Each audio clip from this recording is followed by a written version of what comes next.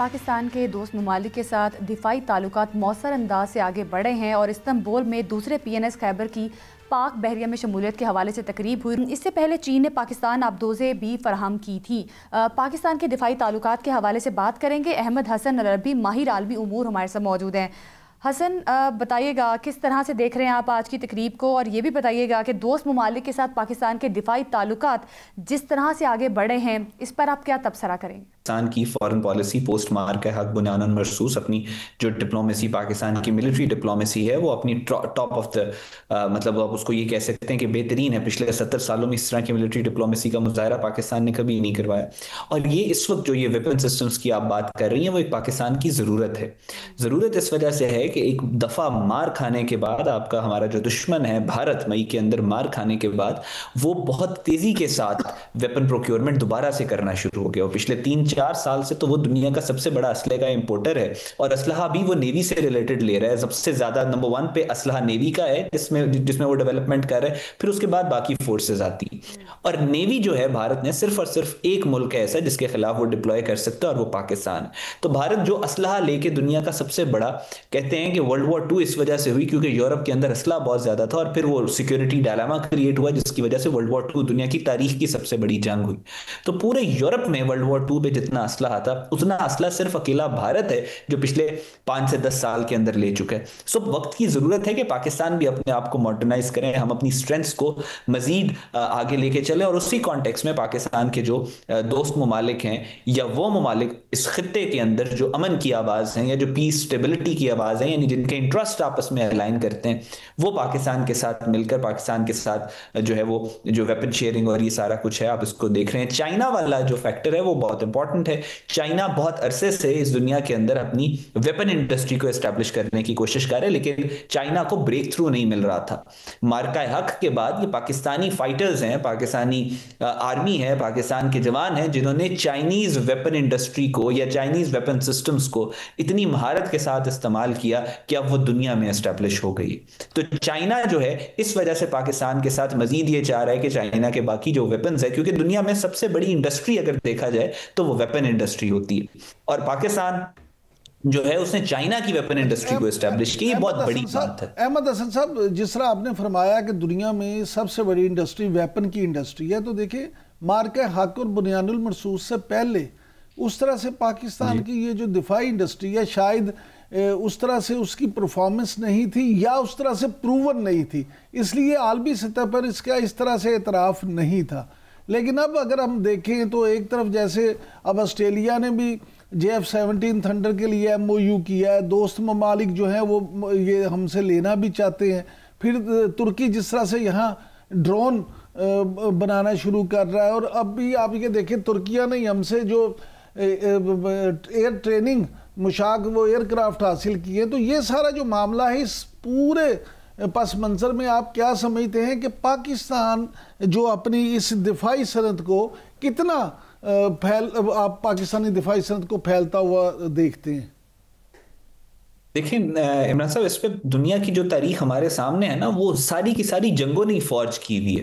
दुनिया में पिछले 5000 साल में तकरीबन 14,000 के करीब जंगें हो चुकी हैं। जंगें ही डिसाइड करती हैं मुल्कों के बॉर्डर्स कैसे होंगे, जंगें डिसाइड करती हैं दुनिया का तर्ज़े हयात क्या होगा, जंगें डिसाइड करती हैं पॉलिटिकल सिस्टम कौन सा होगा, जंगें डिसाइड करती हैं फाइनेंशियल सिस्टम कौन सा होगा और फिर जंगें ही एस्टैब्लिश करती हैं आपकी वेपन इंडस्ट्री को। जंग के बगैर वेपन इंडस्ट्री एस्टैब्लिश हो ही नहीं सकती। सो पाकिस्तान के अंदर ये सारी जो वेपन, पाकिस्तान जिस तरीके से हमारी वेपन इंडस्ट्री के ऊपर हम काम कर रहे थे और वो सारा अपनी जगह पे था, लेकिन मार्का हक और बुनियादुल मरसूस ने उसको एस्टैब्लिश किया। जैसा मैंने अभी कहा, सिर्फ पाकिस्तान की वेपन इंडस्ट्री को नहीं, उसने पाकिस्तान के एलाइज की वेपन इंडस्ट्री को भी एस्टैब्लिश किया। सो इस सारे कॉन्टेक्स्ट में to answer your question, Pakistan की जो वेपन इंडस्ट्री में मुझे तो बहुत ज्यादा प्रॉमिसिंग इसका एक फ्यूचर नजर आ रहा है कि छोटी बात नहीं है। चाहे आप एयरफोर्स की बात करें या बाकी वेपन सिस्टम्स की बात करें, कोई इंसानी तारीख में कभी ऐसे नहीं हुआ कि एक छोटी सी एयर बैटल के अंदर जो है चंद घंटों के अंदर आपने पूरे इतने बड़े दुश्मन के तैयारे मार के गिराए, जिसमें 7 से 8 तैयारों की बात हो रही है और एयर सुपीरियरिटी आपके पास हो टोटल। कौन सा मुल्क नहीं चाहेगा कि वो ये स्किल सीखे? ये फरमाइएगा कि ये जो खबरें आ रही हैं कि 8 ममालिक पाकिस्तान के साथ दिफाई मुआहदा करना चाहते हैं जिनमें बांग्लादेश भी शामिल है, सऊदी अरब के साथ तो हो गया, तो ये सब ममालिक अलग अलग मुआहदे करेंगे या एक मुआहदा होगा, या इस पूरे ताउन पे आपकी क्या राय है? और जो काजी साहब ने बात की है कि जंगों के जरिए कौमें तरक्की करती हैं, तो इसका मतलब मार्का हक में हमें जीत मिली, उसके बाद जिस तरह से तमाम ममालिक हमारे साथ दिफाई मुआहदे करना चाहते हैं, तो फिर इसी यही एक बड़ी वजह है। जी देखें, दुनिया में मैंने काजी साहब ने बिल्कुल ठीक फरमाया, और दुनिया की मैंने भी आपको यही अर्ज किया था कि दुनिया की जो इस वक्त दुनिया जिस जगह पे पहुंची है, हमने जो तरक्की की है, जिस फॉर्म में इस वक्त आप दुनिया को देख रहे हैं, उसमें जंगों का ही किरदार है। जंगे ना होती तो आज ये दुनिया यहां पे ना होती। सबसे इंपॉर्टेंट ह्यूमन सिविलाइजेशन को अगर किसी चीज ने इफेक्ट किया तो वो वॉर्स हैं, और ये जो जंग हुई है मार्का हक बुनियानुल मरसूस की, this war has practically changed everything, not only for Pakistan but for the region. अब यहां पे आपने देखा है कि मुस्लिम वर्ल्ड के जो डायनामिक्स हैं वो बहुत डिफरेंट है as compared to rest of the world. यहां पे ये होता है कि एक मुल्क जो होता है उसमें जो फैसले होते हैं, जो वाकयात होते हैं, उसका पूरी मुस्लिम दुनिया के ऊपर इंपैक्ट आता है। जब पाकिस्तान और सऊदी अरब, जब अमेरिका की सिक्योरिटी गारंटीज मिडिल ईस्ट के अंदर डिस्टर्ब हुई, आपने देखा जब अमेरिका ने सबसे पहले सऊदीया को सिक्योरिटी गारंटी दी थी वर्ल्ड वॉर 2 के बाद, और उसके बाद जब ऑयल वाला वो पेट्रो डॉलर वाला हुआ, सिक्योरिटी गारंटीज जब अमेरिका की आई तो सऊदीया तक महदूद नहीं रही, वो ट्रांसलेट हुई फिर कतर में भी और बाकी भी पूरे मिडिल ईस्ट के अंदर। सो ये डायनामिक्स है मिडिल ईस्ट के। अब जब पाकिस्तान सिक्योरिटी गारंटी दे रहा है सऊदी अरेबिया को, defence of Saudi Arabia, attack on Saudi Arabia will consider attack on Pakistan, तो जाहिर है जो बाकी इर्द गिर्द के ममालिक हैं वो भी इस सिक्योरिटी पैरामिड में, इस सिक्योरिटी अम्ब्रेला के नीचे आना चाहेंगे। कौन सा मुल्क नहीं चाहेगा कि उसको पाकिस्तान के साथ एक उसका ऐसा अलायंस हो कि जिससे उसकी सिक्योरिटी मजबूत हो। सो बहुत सारे मुल्क आना चाह रहे हैं। इसका फ्रेमवर्क जो है इवेंचुअली मुझे ऐसा लगता है, कुड बी रॉन्ग, कि ये एक एक मुल्क करके ये आएंगे पाकिस्तान के साथ मुआहदे करेंगे, जैसे सऊदी अरब के साथ हुआ है वैसे डिफरेंट कंट्रीज के साथ भी हो सकता है, और eventually over the period of time, आने वाले चंद महीनों चंद सालों के अंदर एक ज्वाइंट अलायंस की तरफ चीजें जाएंगी, जिस तरह यूरोपियन यूनियन है। क्योंकि इवेंचुअली ये नेचुरल जो टर्न ऑफ इवेंट्स है वो इस तरह हुए हैं कि पाकिस्तान का सऊदीया के साथ और बाकी ममालिक के साथ एक डिफेंस अलायंस जो है वो मार्जे वजूद में आ। इसका जो अगला स्टेप होता है वो आपकी एक यूरोपियन यूनियन के तर्ज के ऊपर एक ग्रैंड स्ट्रेटेजिक अलायंस होता है, जिसमें सारे सिक्योरिटी अम्ब्रेला के नीचे आ जाते हैं। तो चीजें आई थिंक उस तरफ जा रही है और बहुत तेजी के साथ जा रही है। नहीं, पाकिस्तानी मुआशरत को भी इससे फर्क पड़ेगा, को बेहतरी आएगी? जी जाहिर है ये जो आपकी मुआशी मुआहदे होंगे, आपको पता है अरब वर्ल्ड के पास पैसा बहुत ज्यादा है, उनकी इकोनॉमीज बहुत स्ट्रांग है। अगर जब डिफेंस पैक्ट हो जाता है तो attack on one country will be considered attack on another country. जैसे पाकिस्तान इस वक्त गारंटर है सऊदी अरेबिया के दिफा का। पाकिस्तान की इकोनॉमी जो है वो थोड़ी वीक है, सऊदीया की इकोनॉमी बहुत अच्छी है। तो जब सऊदी अरेबिया पाकिस्तान की इकोनॉमी के अंदर कुछ स्ट्रेंथन करने की कोशिश करेगा तो वो डायरेक्टली अपना दिफा स्ट्रेंथन करेगा। ये लॉजिक होती है, तो डेफिनेटली पाकिस्तान की इकोनॉमी बहुत बेहतर होगा। बहुत शुक्रिया आपका। अहमद हसन अल-अरबी हम मौजूद थे।